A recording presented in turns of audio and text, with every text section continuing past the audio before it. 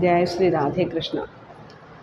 నిన్నటి కథాభాగంలో దేవవ్రతుడు సత్యవతీ దేవిని తన తండ్రి అయిన శంతన్ మహారాజుకిచ్చి వివాహం చేయడం కోసం తాను ఆజన్మ బ్రహ్మచారిగా ఉంటానని, ఎన్నడూ రాజ్యాధికారాన్ని చేపట్టనని భీషణ ప్రతిజ్ఞ చేసి స్వచ్ఛంద మరణాన్ని వరంగా పొందాడని విని ఉన్నాం.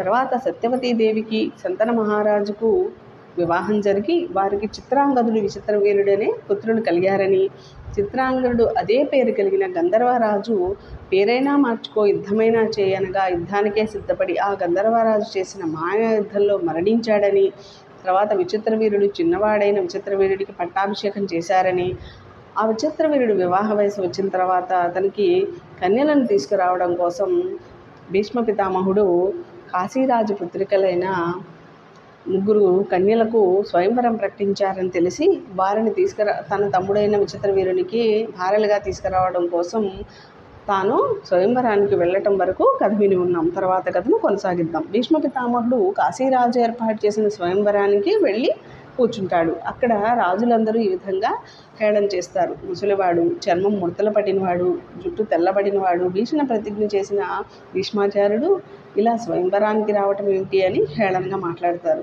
అప్పుడు భీష్మ పితామహుడు వివాహాలు 8 పద్ధతుల్లో గాంధర్వ వివాహము ఇలా ఉంటాయని, రాక్షస వివాహము, అసుర వివాహము ఉంటాయని, ఈ రాక్షస వివాహంలో స్త్రీలను అపహరించి తీసుకొని వెళ్ళి తనకు సరిగైన వరునితో వివాహం జరిపించవచ్చు కన్యాదానం చేసి, ఆ విధంగా నేను ఈ స్త్రీలను అపహరించి తీసుకుని వెళుతున్నాను రాక్షస వివాహం పద్ధతిలో, వీరిని తీసుకెళ్ళి నా తమ్ముడైన విచిత్ర వీరునికి ఇచ్చి వివాహం చేస్తాను, మీలో ఎవరైనా ఆపగలిగిన వారు ఉంటే ఆపవచ్చును అనగా అక్కడ రాజులందరూ మూకుమ్ముడిగా భీష్మ పితామహుడి మీద బాణవర్షాన్ని కురిపిస్తారు.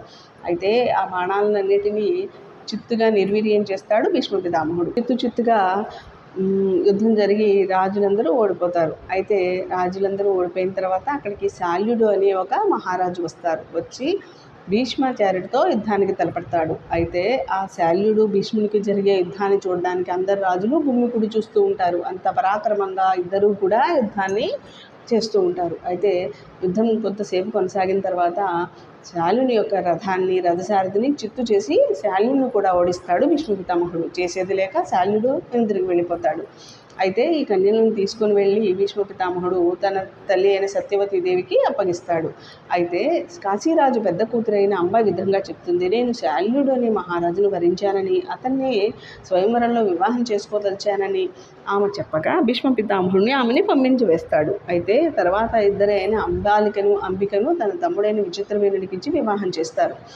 అయితే వీరు 7 సంవత్సరాలు ఉన్న తర్వాత విచిత్రవీరుడు ఎప్పుడు రాజమంతరాల్లో ఉంటూ అలా కాలం గడుపుతూ అతను బలహీనుడయ్యి 7 సంవత్సరాల తర్వాత పిల్లలు రాకముందే మరణిస్తాడు. అయితే ఇప్పుడు విచిత్రవీరుడు మరణంతో ఆ వంశం అక్కడితో ఆగిపోతోంది. ఆ విధంగా ఆగిపోతున్న దాన్ని చూసి సత్యవతీదేవి భీష్ముడిని వివాహం చేసుకోమని, రాజ్యాధికారం చేపట్టమని కోరుకుంటుంది. అయితే నేను భీషణ ప్రతిజ్ఞ చేశాను, సత్యాన్ని ఎప్పుడు కూడా నేను జవదాటను, నా మాట అబద్ధం అవ్వదు, అందుకని నేను వివాహం ప్రసక్తి లేదు, రాజ్యాన్ని స్వీకరించను అని అది ఆమె యొక్క ప్రతిపాదనను నిరాకరిస్తాడు. అయితే మరి ఎట్లా వంశం నిలబడేది ఎట్లా అని సత్యవతీదేవి కడు దుఃఖిస్తుంది. దాన్ని విన్న తర్వాత భీష్మ పితామహుడు ఈ విధంగా అంటాడు, దేవర న్యాయం ప్రకారం విచిత్రవీరుడికి సంతానం కలిగించవచ్చు అని సద్బ్రాహ్మణుడి చేత ఇలా చేయవచ్చు అని చెప్పగా దానికి సత్యవతీదేవి ఈ విధంగా చెప్తుంది, పూర్వం పరాశర మహాముని వల్ల తనకు వ్యాసుడైన పుత్రుడు కలిగాడని, ఆ పుత్రుడు మునితో దేవర న్యాయం ప్రకారం విచిత్రవీరునికి సంతతిని కలిగించవచ్చా అని భీష్ముడిని అడగగా భీష్ముడు దానికి అంగీకరిస్తాడు. భీష్ముని అంగీకారం విన్న పిదప సత్యవతీదేవి తన పుత్రుడైన వ్యాసమహాముని స్మరిస్తుంది. తల్లి స్మరించినంత మాత్రాన వ్యాసమహాముని దర్శనమిస్తాడు. ఇచ్చి తనని స్మరించడానికి కారణం అడుగుతాడు. ఆ విధంగా అడిగిన వ్యాసునికి విధంగా సమాధానం చెప్తుంది సత్యవతీదేవి. తన చిన్న కుమారుడైన విచిత్రవీరుడు సంతానాన్ని కనకముందే మరణించాడని, వంశం ఆగిపోతుందని, తన కోడళ్ళకి తను సంతతిని ప్రసాదించమని వేడుకుంటుంది అని తన పెద్ద కోడలైన అంబికకు సంతానాన్ని ప్రసాదించమని కోరగా వ్యాసుడు దానికి 1 సంవత్సరం రోజులు వారు వ్రతాన్ని పాటిస్తే సంతానాన్ని ఇవ్వగలనని చెప్తాడు. అయితే అంత సమయం లేదు, రాజులేని రాజ్యం అంటే శత్రువులకు ఆటపట్టు, అందుకని త్వరగా సంతానాన్ని ప్రసాదించమని వేడుకోగా అంగీకరిస్తాడు. అయితే అంబిక ఆ వ్యాసుని యొక్క రూపాన్ని చూసి ఆ జటాజూటాలు రాగి రంగులో ఉన్న జటాజూటాలను, శరీరం నుంచి వస్తున్న దుర్వాసనను చూసి వేగంపెదరాలే కళ్ళు మూసుకుంటుంది. ఆ తర్వాత వ్యాసుని విధంగా చెప్తాడు తల్లితో, అమ్మా, తల్లి గర్భధారణ సమయంలో తల్లి యొక్క మానసిక వికారాల వల్ల పుత్రుడు జన్మిస్తాడు. అదేవిధంగా ఆ విధంగా అంబిక భయపడి కళ్ళు మూసుకోవడం వల్ల తనకు పుట్టే బిడ్డ అంధుడై వస్తాడు అని చెప్తాడు. అయితే అది విన్న సత్యవతీదేవి, కురువంశానికి రాజు అంధుడా, అది పనికిరాదు కాబట్టి తన 2వ కోడలైన అంబాలికకు పుత్రుని ప్రసాదించవలసిందని కోరుకుంటుంది. అయితే అంబాలిక కూడా వ్యాసమహామునిని చూసి భయపడి నిశ్చేష్టురాలై పాలిపోతుంది. ఆ తల్లి యొక్క దోషం వల్ల ఈసారి పాండు రోగం కలిగిన బిడ్డ జన్మిస్తాడని, పాండురాజు అని ప్రఖ్యాతి చెందుతాడని సెలవిస్తాడు వ్యాసమహాముని. అయితే మళ్ళీ పెద్ద కోడలైన అంబికకు ఇంకొక పుత్రుడిని ప్రసాదించవలసిందని కోరుకుంటుంది. అయితే అంబిక వ్యాసుని గురించి తలిచి భయభ్రాంతి చెంది తన యొక్క దాసిని తనగా పంపిస్తుంది. అయితే ఆ దాసికి మాండవ్యముని వల్ల శాపవశాత్తు ధర్మదేవతే కొడుకుగా పుట్టి విదురుడవుతాడు. అయితే ఇది విన్న జనమేజయునికి సందేహం కలుగుతుంది. మాండవ్యముని ధర్మదేవతను ఎందుకు శపించారు, ఎందుకు శూద్ర గర్భంలో జన్మిస్తావని శాపం ఇచ్చాడు, నాకు ఆ శాప వృత్తాంతం తెలియజేయవలసిందని మిక్కిలి ప్రార్థిస్తాడు వైశంకాయుని. ఆ వైశంకాయుడు ఆ ప్రార్థన విని ఈ విధంగా చెప్తాడు. పూర్వం మాండవి ముని అని ఒక ముని ఉండేవాడు. అతను ఆశ్రమంలో తపస్సు చేసుకుంటూ ఉండగా అక్కడికి కొందరు దొంగలు సొమ్ము దొంగలించి రక్షక భటులు వెంటపడుతుండగా ఆ సొమ్ముతో పాటు ఆశ్రమంలో ప్రవేశించి ఆ సొమ్మును అక్కడ దాక్కుంటారు. అయితే రక్షక భటులు వచ్చి మాండవ్యముని ప్రశ్నిస్తారు. ఇక్కడికి ఎవరైనా దొంగలు వచ్చారా సొమ్ముతో అనగా తపస్సులో ఉన్న మాండవ్యముని సమాధానం ఇవ్వడు. అయితే ఆ రక్షక భటులు ఆశ్రమం అంతా గాలించి దొంగలు దొంగిలించిన సొమ్ముని పట్టుకుని మాండవ్యముని కూడా వారిలో భాగమే అని భావించి మాండవ్యముని కూడా తీసుకెళ్లి రాజు ముందు అప్పగిస్తారు. అయితే ఆ మహారాజు వారందరికీ మరణశిక్షను విధిస్తారు. అయితే రక్షక భటులు అందరూ కలిసి అందరినీ శూలాల మీద కూర్చోబెట్టి పక్కకు వస్తారు. అయితే ఈ శూలం మీద కూర్చోబెట్టినా కూడా మాండవ్యముని తప్ప ప్రభావం చేత మరణించడు. అయితే అది చూసిన రక్షక భటులు వెంటనే రాజుకెళ్ళి ఈ విషయాన్ని విన్నవిస్తారు. అది చూసి రాజు పరుగున వచ్చి మాండవ్యముని క్షమాపణ వేడుకుంటారు. తెలియక తప్పు జరిగింది, మన్నించమని కోరుకోగా మాండవ్యముని, మీ వల్ల ఎటువంటి పొరపాటు జరగలేదు, ఈ నా కర్మకు మీరు బాధ్యులు కాదు అని క్షమించగా మాండవ్యమునిని శూలం నుంచి కిందకు దించి శూలాన్ని బయటకు తీయడానికి ప్రయత్నిస్తారు. కొంత శూలం బయటకు వస్తుంది, కానీ మిగిలిన భాగం రాదు. రాకపోతే దాన్ని అక్కడే ఖండిస్తారు. మాండవ్యముని తన తపశ్శక్తితో శూలంతోనే ఉండిపోతాడు. అయితే కొన్నాళ్లకి మాండవ్యముని మరణించాక ధర్మదేవతను ఈ విధంగా ప్రశ్నిస్తాడు. నేను ఈ విధంగా అంత నరకాన్ని అనుభవించడానికి నేను చేసిన దోషం ఏమిటి చెప్పమని అడుగుతాడు. అప్పుడు ధర్మదేవత ఈ విధంగా సమాధానం చెప్తుంది. మీరు చిన్ననాడు తుమ్మిదల యొక్క రెక్కలకి గడ్డితో గుచ్చి బాధించారు కాబట్టి మీకు విధమైన శిక్ష పడింది అని ధర్మదేవత సమాధానం ఇస్తుంది. దానికి మాండవుడి, అప్పుడు నా వయసు ఎంత అనగా 12 సంవత్సరాల కన్నా చిన్నవాడు అని చెప్తే 12 సంవత్సరాల లోపల చిన్నవాడికి చేసిన తప్పులకు శిక్ష ఉండదు, అందున నేను చేసిన ఈ తపస్సుకి మీరు ఆ పాపం పరిహారం చేయకపోవటం అనేది చాలా దోషము. ఈ దోషం వల్ల మీరు శూద్ర గర్భంలో మానవ జన్మగా జన్మించమని శాపం విధిస్తాడు. ఆ శాపవశాత్తు వల్ల ధర్మదేవత ఇలా విదురుడై జన్మించాడని వైశంకాయనముని తెలియజేస్తాడు. తర్వాత విదురుడిని, పాండురాజుని, ధృతరాష్ట్రుని చక్కగా విద్యాబుద్ధులు నేర్పించి పెద్దవాళ్ళని చేస్తాడు భీష్మ పితామహుడు. అయితే పెద్దవాడైన ధృతరాష్ట్రుడు కళ్ళు లేవు కానీ 1000 ఏనుగులతో ఒక్కసారిగా యుద్ధం చేయగలిగిన భుజపరాక్రమం కలిగిన మహావీరుడు. అయితే ఈ ధృతరాష్ట్రుడికి కళ్ళు లేవు కాబట్టి పాండురాజును రాజుగా నియమిస్తారు.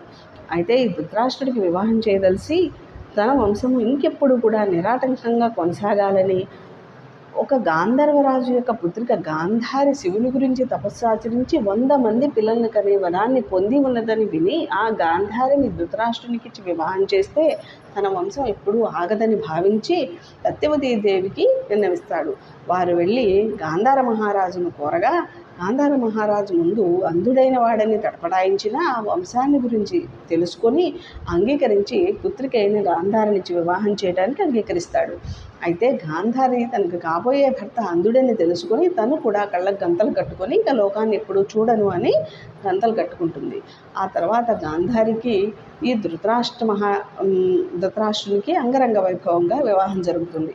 అయితే ఇక పాండురాజు రాజ్యాన్ని పరిపాలిస్తూ అందరి రాజులను ఓడిస్తాడు. ఓడించి వారందరూ ఆ పాండురాజుకు లొంగిపోయి ధనాలను, సమృద్ధిగా గుర్రాలను, ఏనుగులను, సంపదలను ఇస్తారు. ఆ విధంగా పాండురాజు యావత్ భూఖండలాన్ని కూడా మహారాజే పరిపాలిస్తూ ఉంటాడు.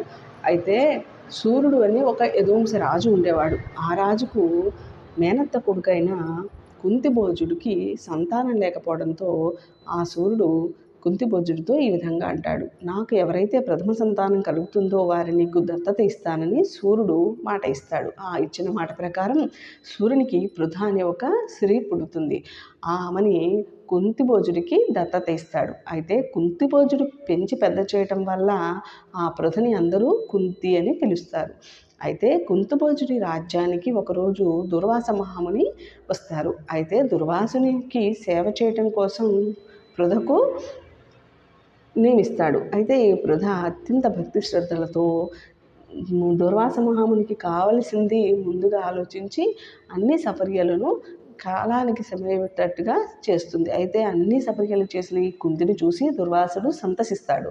సంతసించి రాబో కాలంలో ఈ కుంతికి బిడ్డలు కలగకపోవటం అనే ఒక సమస్య వస్తుందని గ్రహించి ఆమెకి మంత్రాన్ని ఉపదేశించి ఈ మంత్రాన్ని పఠించి ఎవరినైతే స్మరిస్తావో వారి ద్వారా నీకు పుత్రుడు జన్మించగలడని తెలియజేస్తాడు. అయితే కుంతి బాల్యచేపం వల్ల చిన్నది వయసులో చిన్నదవటం వల్ల ముని యొక్క వరాన్ని పరీక్షించదలిచి సూర్యునికి అర్ఘ్యమించి పిలుస్తుంది. అయితే వచ్చిన సూర్యుడితో ఈ విధంగా భయపడి నేను తెలియక ముని ఇచ్చిన వరాన్ని పరీక్షించదలిచి పిలిచానే కానీ నాకు పుత్రుడు వద్దు అని నిరాకరిస్తుంది. దానికి వచ్చిన దేవతలు వరం ఇవ్వకుండా వెళ్ళరని చెప్పి సూర్యభగవానుడు పుత్రుడిని ప్రసాదిస్తాడు. అయితే అతను పుట్టుకతోనే కవచకుండలాలతో పుట్టి ఉంటాడు. ఆ కర్ణుడిని చూసి ముద్దాడి ఏడ్చి ఏం చేయాలో తెలియక లోకనిందకు భయపడి కుంతి ఆ పిల్లవాడిని నదీ జలాల మీద ఒక పెట్టెలో పెట్టి వదిలివేస్తుంది. అయితే సూతుడికి ఆ పెట్టె దొరుకుతుంది. అందులో ఉన్న బాబుని చూసి దైవప్రసాదంగా భావించిన సూతుడు తన భార్య అయిన రాధకు ఆ బిడ్డను అప్పచెప్తాడు. అప్పటి నుంచి ఆ కర్ణుడు రాధేయుడని కూడా పిలువబడ్డాడు. అయితే ఇలా ఉన్న కుంతి బిడ్డను కన్నా కూడా కన్యత్వాన్ని కోల్పోదు. అయితే ఈ కుంతీదేవికి వివాహం చేయాలని కుంతిభోజుడు సంకల్పించి స్వయంవరాన్ని ఏర్పాటు చేస్తాడు. అయితే ఈ స్వయంవరంలో పాండురాజు కుంతీదేవిని గెలుచుకొని వివాహం చేసుకుంటాడు. ఆ తర్వాత మద్రరాజు యొక్క పుత్రికైన మాద్రిని కూడా వివాహం చేసుకుంటాడు. అయితే ఈ పాండురాజు పరిపాలన చేస్తూ వేట ఈ పాండురాజుకు ఒక ఆట అనమాట. ఎప్పుడు వేటాడాలని కోరికతో ఉంటాడు. ఒకరోజు వేటాడడం కోసం కుంతి మాద్రలతో అరణ్యానికి వెళ్తాడు. అయితే అరణ్యంలో భోగిస్తున్న లేడి మీద బాణాలను వదులుతాడు. అయితే ఆ లేడి మునీశ్వరుడిగా మారి ఈ విధంగా అంటుంది, నాకు రమించాలని కోరితో నా భార్యతో నేను ఈ విధంగా లేడిగా జంతువుగా మారి సంభోగ క్రియలో ఉన్నాను. నువ్వు వేట యొక్క ధర్మాన్ని వీడావు. ఏదైతే పారిపోవడానికి చేతకాని జంతువుని కానీ, ప్రసవిస్తున్న జంతువును కానీ, సంభోగిస్తున్న జంతువులను కానీ, అనారోగ్యంతో ఉన్న జంతువులను కానీ వేటాడరాదు. ఇది వేట యొక్క నియమం. ఈ నియమాన్ని నువ్వు ఉల్లంఘించి సంభోగిస్తున్న నా మీద బాణాన్ని వదిలేవు కాబట్టి నువ్వు కూడా సంభోగం చేస్తున్నప్పుడు నీ భార్యతో మరణిస్తావని శాపి పెట్టి ఆ మునీశ్వరుడు మరణిస్తాడు. అయితే అది విన్న పాండురాజు హతాశుడవుతాడు. ఈ విధంగా తనకు శాపం వచ్చే నాటికి తనకు సంతానం కలిగి ఉండలేదు. ఇది చూసి పాండురాజు భీతి చెంది ఇక వానప్రస్థానికి బయలుదేరతాడు. అయితే భార్యలైన కుంతిమాద్రి కూడా రాజుతో పాటు అరణ్యానికి వానప్రస్థానికి వస్తానని బయలుదేరతారు. తర్వాత కథను తర్వాత వీడియోల్లో విందాం. జై శ్రీరామ్.